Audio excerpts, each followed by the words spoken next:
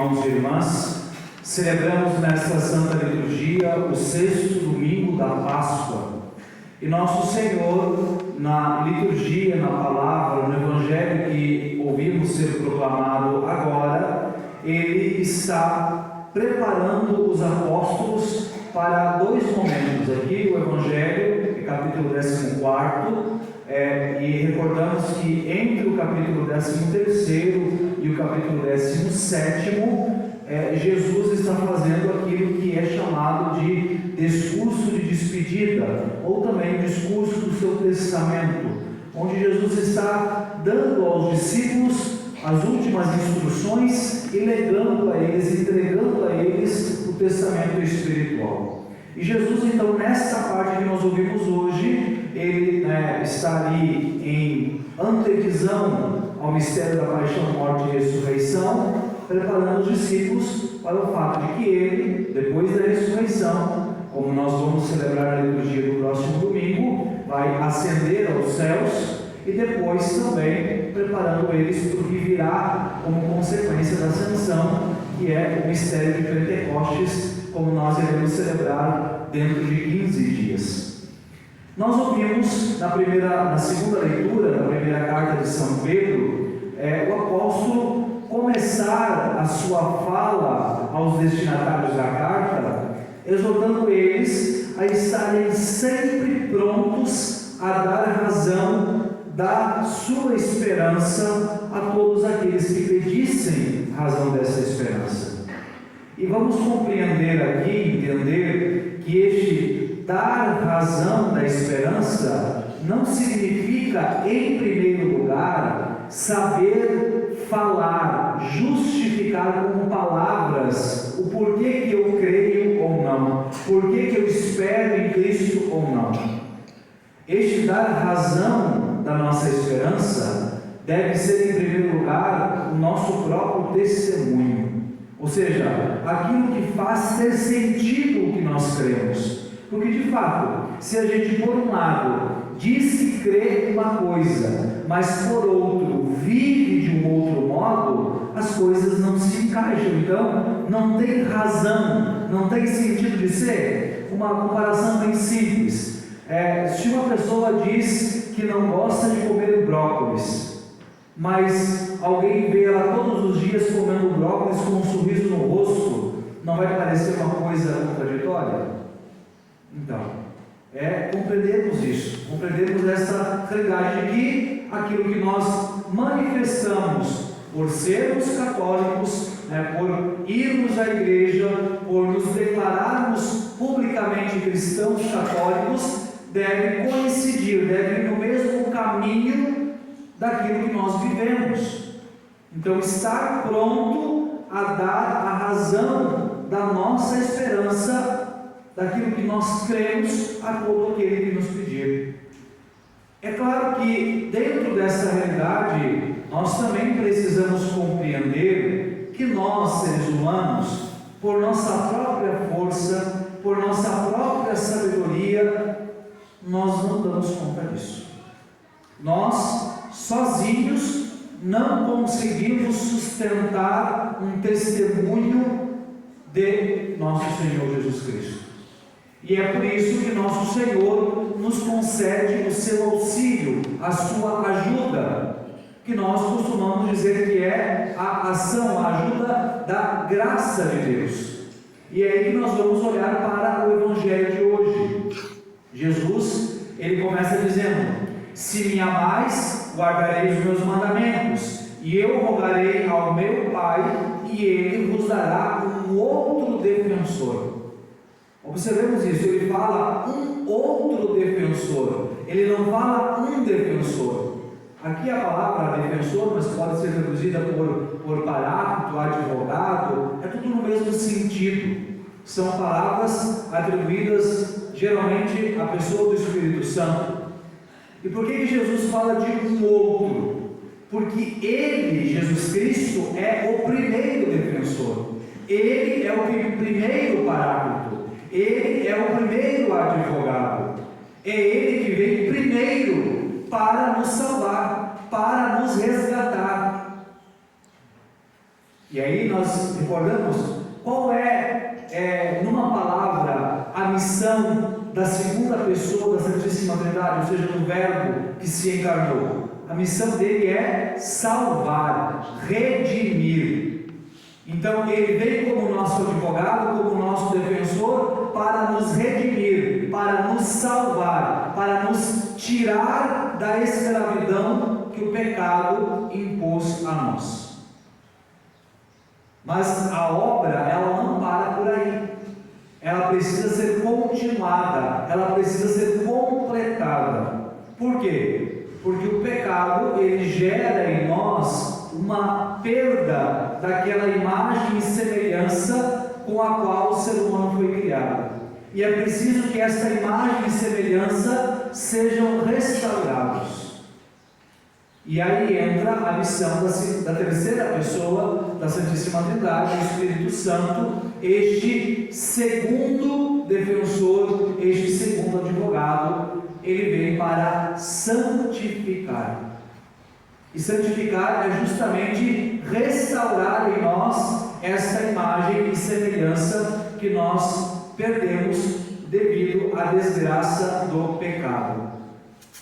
E então, é disso que Jesus está falando.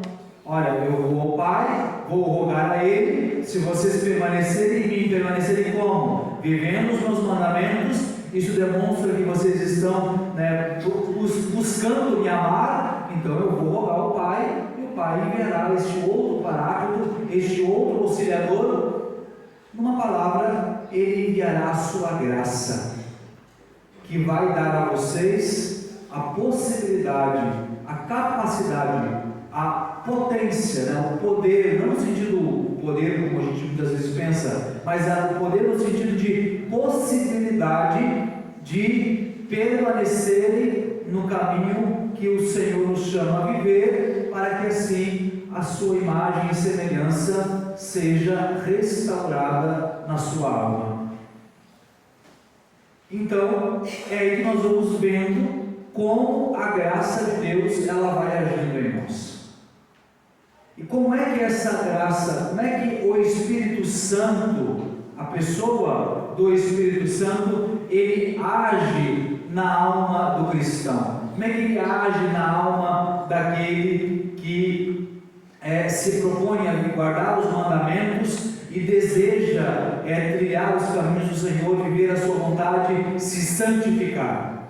Bom, são múltiplas as maneiras pelas quais o Espírito Santo ele pode agir na alma de um ser humano. Até mesmo porque a própria palavra nos diz, o Espírito Santo é como o vento, ele sopra. Ninguém sabe de onde vem, nem para onde vai, mas ele sopra. Então, quando eu digo assim, são múltiplas, porque nós não podemos limitar, é o Espírito Santo.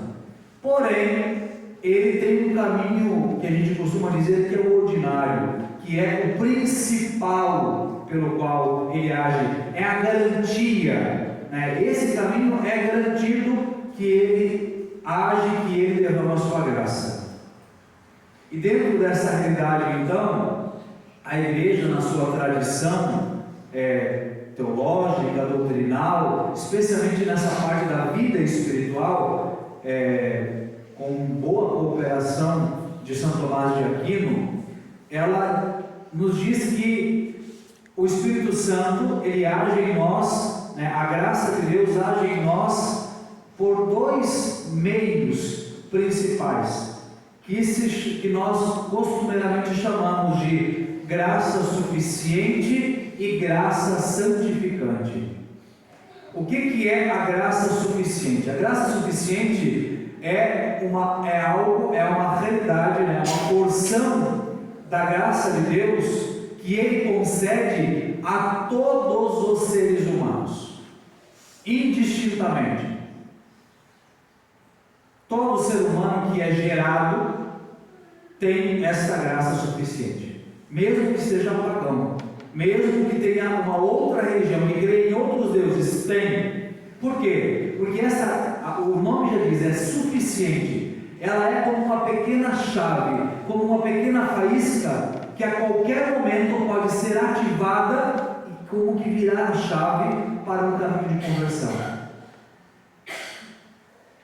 E essa graça, ela pode ser ativada de dentro para fora ou de fora para dentro.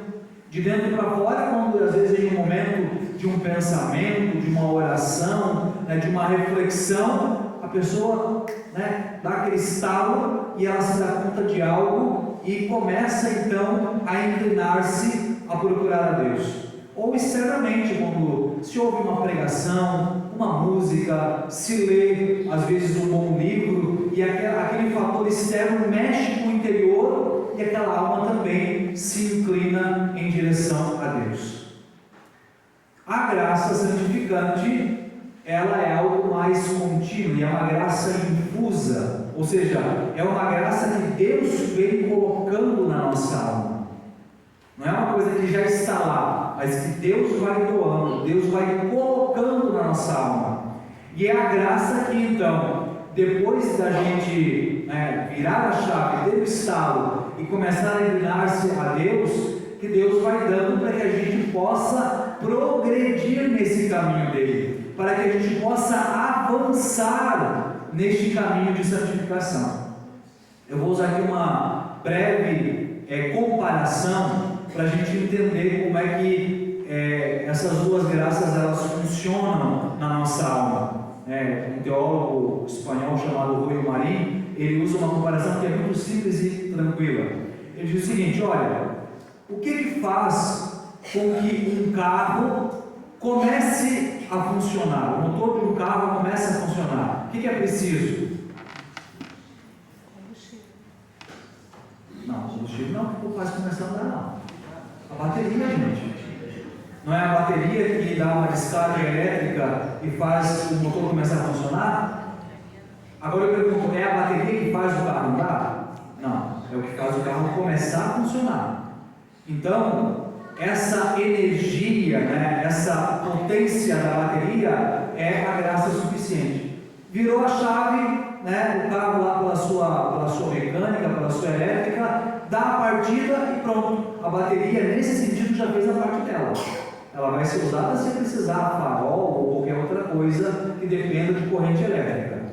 Mas no sentido de fazer o carro funcionar, é só a partida. É só aquela faísca inicial e pronto. Agora, o que faz o carro andar? Aí o combustível. Não é o combustível que liga. Então não é o combustível que é a graça suficiente. Se ele não é a graça suficiente, ele é o quê? A graça santificante. É o que faz o carro andar. Agora, quanto mais você anda com o seu carro, o que você precisa fazer? Abastecer. A graça santificante, ela precisa ser, por isso, abastecida. Como eu acabei de dizer, a graça santificante ela é infusa, ela é dada por Deus, e Deus está constantemente nos doando essa graça. Agora eu pergunto, quando o seu carro está na reserva e você precisa abastecer, é o posto de combustível que vem até você ou é você que vai até o posto de combustível? É você. E aí é que entra a nossa parte. Ir ao encontro, o posto está lá, é só você ir lá, estacionar o carro do lado da bomba e falar para o frentista: eu preciso que complete ou que coloque tal valor e tal combustível. Quanto mais você anda, mais precisa que você abasteça. Mas se você anda, é porque você está tendo êxito naquilo. Se é, por exemplo, abastecer para trabalhar, quer dizer que quanto mais você está abastecendo, está precisando abastecer, é porque você está trabalhando mais. Então você está tendo sucesso naquilo. Então, quanto mais graça de Deus nós buscamos, nós tenderemos a progredir mais na vida espiritual. Nós tenderemos a nos converter mais. Nós tenderemos a ir mais ao encontro de Deus. Nós tenderemos a estar mais próximo dele cada vez. E quanto mais próximos estivermos, mais graça ele infunde em nós. Então é assim que funciona. Graça suficiente é como essa pequena descarga da bateria, graça santificante é como o combustível. E como eu dizia, nós precisamos abastecer. Como é que Deus nos abastece? Como é que Ele nos concede esta graça? Também existem vários modos, mas também existe aquele que é o caminho principal. Eu costumo dizer, é o básico que funciona. Porque às vezes, e eu diria que o grande perigo do século XXI na questão do cristianismo de um modo geral é a excessiva busca de novidades. As pessoas querem a todo custo, isso é um sintoma que vem de outras questões, mas não vou entrar aqui nessa análise para não me alongar. Mas há uma excessiva busca de novidade, um novo jeito de viver a espiritualidade. E as pessoas estão tão preocupadas com o novo, com a novidade, que acabam abandonando aquele caminho que é o principal e que é o garantido que vai se encontrar a graça de Deus. Por um caminho que é novo, bonitinho, interessante, mas que não necessariamente é eficaz como aquele bom e velho caminho tradicional, aquele bom e velho básico necessário. Qual é esse básico necessário? A vida sacramental. A busca dos sacramentos. E é aqui, meus irmãos e irmãs, que nós vamos compreender o quanto nós precisamos aprender a levar os sacramentos a sério. Na primeira leitura, numa síntese, nós ouvimos que Filipe, só esclarecendo que esse Filipe aqui não é o apóstolo São Filipe, mas é um daqueles 7 diáconos que foram escolhidos para auxiliar os apóstolos no cuidado com a comunidade. Este diácono Filipe, ele vai até Samaria, ele prega o Evangelho, o coração de muitos que lá ouviram Filipe é tocado pela graça de Deus, a graça é suficiente, né? Eles então se convertem, recebem o batismo, ele é diácono, batiza eles, mas a leitura diz que eles ainda não tinham recebido o Espírito Santo. E é aí que entram então Pedro e João, 2 apóstolos, que vão lá e impõem as mãos sobre eles e eles recebem o Espírito Santo. Isso daqui nós poderíamos dizer que é a primeira vez que nós vemos, além de Pentecostes, é claro, o sacramento da crisma. Porque é conferida sempre pelos bispos, né? Daqui uns dias, dia 4 de junho, os nossos jovens e adultos da paróquia vão receber a imposição das mãos do bispo e receber o Espírito Santo no sacramento da crisma. Este é o caminho ordinário, o principal pelo qual nós recebemos a graça de Deus. Agora, é importante compreender que nós precisamos, como dizia, levar a sério os sacramentos. Porque se nós não levamos a sério, nós estaremos desperdiçando a abundância da graça de Deus que é derramada em nós. Por exemplo, em relação à própria crisma, já que é o sacramento mencionado na liturgia da palavra, às vezes a gente ouve a triste afirmação: eu vou fazer a crisma porque se eu precisar ser padrinho depois, eu já tenho. Peraí, mas você quer receber um sacramento para poder cumprir uma função, um convite de alguém? Você não quer a crisma pela graça do Espírito Santo? Ou senão, porque não, todo mundo na minha família fez, então também eu vou fazer, mas assim, faço de qualquer jeito. Ou, por exemplo, em relação ao sacramento do matrimônio. Porque é bonito, porque é interessante, a cerimônia é bonita, né? A noiva entrando, né? Vestida de noiva, de véu, né? Aqueles festejos todos, uma cerimônia bonita. Eu acho interessante que eu vou casar. Mas está disposto ou está disposta a viver aquilo que o sacramento pede? A fidelidade para a vida toda, a unidade com a esposa ou esposo, a abertura aos filhos. Está disposto a, recebendo este sacramento, vou usar uma palavra talvez mais literal, a suportar, a aguentar o outro por toda a vida? Porque diante de Deus, aqueles que têm essa vocação serão cobrados. cobrados disso. O que você fez para que o teu esposo ou a tua esposa pudessem se salvar? Aí às vezes o pessoal vai falar, mas padre, é muito de fulano, beltrano, é muito difícil. Bom, aí você também deveria ter tido um pouquinho de parâmetro na hora de namorar e escolher com quem ia casar, né? Eu acho que ninguém encostou uma arma, né, na sua nuca e obrigou a casar com fulano ou com a beltrana. Então, antes de olhar para aspectos exteriores, para coisas externas que passam nessa vida, antes olhe para o caráter da pessoa, olhe para a personalidade, olhe se essa pessoa vai somar com aquilo que você deseja. Esse deve ser o principal atributo buscado em alguém para contrair um matrimônio. Alguém que queira caminhar para o mesmo destino que você.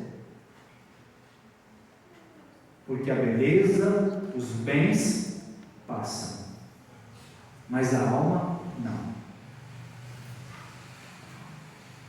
O sacramento da confissão. A Quaresma, às vezes, é um tempo bastante difícil para nós padres, não pela quantidade de confissão, mas pelo motivo que muitos apresentam para se confessar nessa época. Ah, padre, tem que confessar, né? Uma vez no ano, então eu estou aqui. A vontade que dá é que você se levanta agora na minha frente e estuda aqui. Porque se você tem que estar aqui, você não está de coração. Se você não está de coração, você pode colocar algumas coisas, o padre pode rezar a absolvição sobre você, mas o sacramento não vai acontecer, porque o sacramento exige uma coisa chamada contrição, arrependimento. Fiz uma coisa que está errada, pequei contra Deus, estou arrependido e por isso estou pedindo perdão a Ele. Não é para cumprir tabela, gente. Ninguém, quando morrer, vai se apresentar diante de Jesus com uma caderneta e mostrar: olha, confessei uma vez por ano, fiz isso, e isso vai te dar o direito de entrar na vida eterna. Não é assim que a coisa funciona.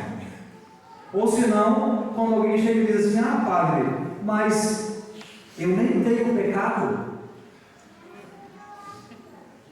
Eu fico pensando: será que eu estou diante de um santo de sétima morada e não estou sabendo? De um místico? Uma Santa Teresa, um São Padre Pio, um São Francisco?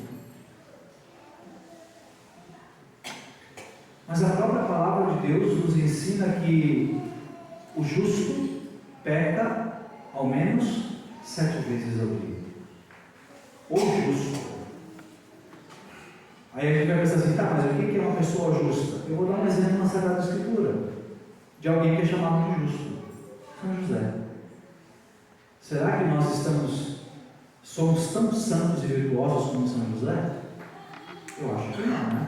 Acho que a gente está um bocado longe das virtudes e da santidade desse homem.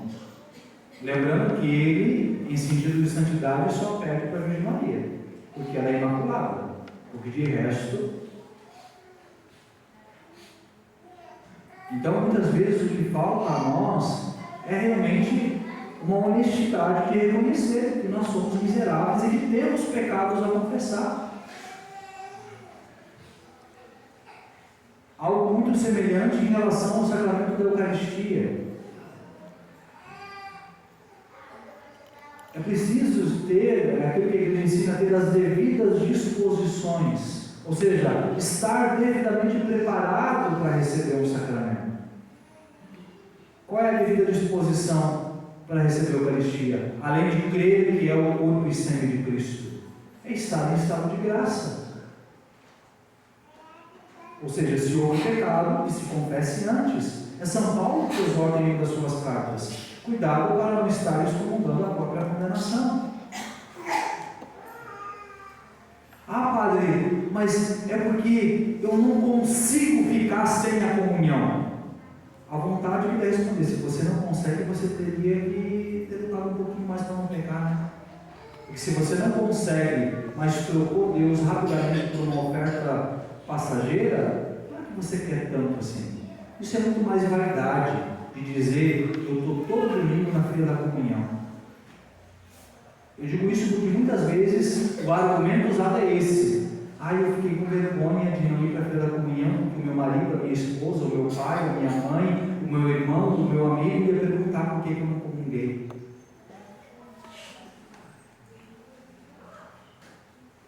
Desde quando a gente deve satisfação assim? Se tiver que dizer alguma coisa, eu disse: eu não estava em condição de receber a Eucaristia, ponto final, acabou. Mas estarmos realmente preparados e vivermos a comunhão. Eu já expliquei isso para vocês. Quando você recebe alguém que você ama na sua casa, quando ele entra, você não põe sentado no sofá, vira as costas e vai fazer outra coisa. Você geralmente, se você ama aquela pessoa, você vai sentar e dar atenção àquela pessoa. Aí a pessoa entra na fila da comunhão, recebe Jesus, senta no lugar, às vezes começa a bater papo.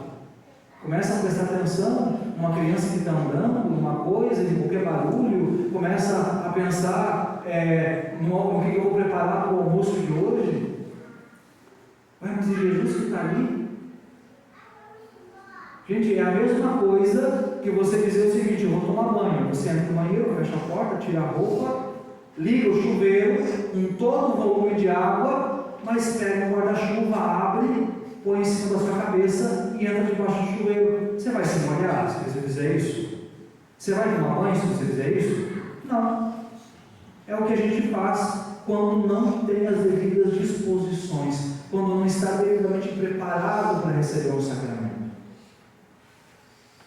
Então, a graça de Deus está sendo derramada em abundância, mas a gente não está se molhando, a gente não está recebendo. E é aí que nós compreendemos o porquê, talvez, que a gente às vezes olha para a nossa vida e vê que a gente não consegue progredir, que a gente não muda, que a gente não se converte. Mas faz tanto tempo que eu luto contra tal dificuldade, eu não consigo mudar. Você está lutando mesmo? Primeiro. Segundo, você está realmente se abrindo à graça de Deus? Ou está fazendo de conta? Ou está sendo superficial? Então, meus irmãos e irmãs, que nós, a partir dessa palavra de hoje, compreendamos o quanto os sacramentos são importantes para a nossa salvação e que nós possamos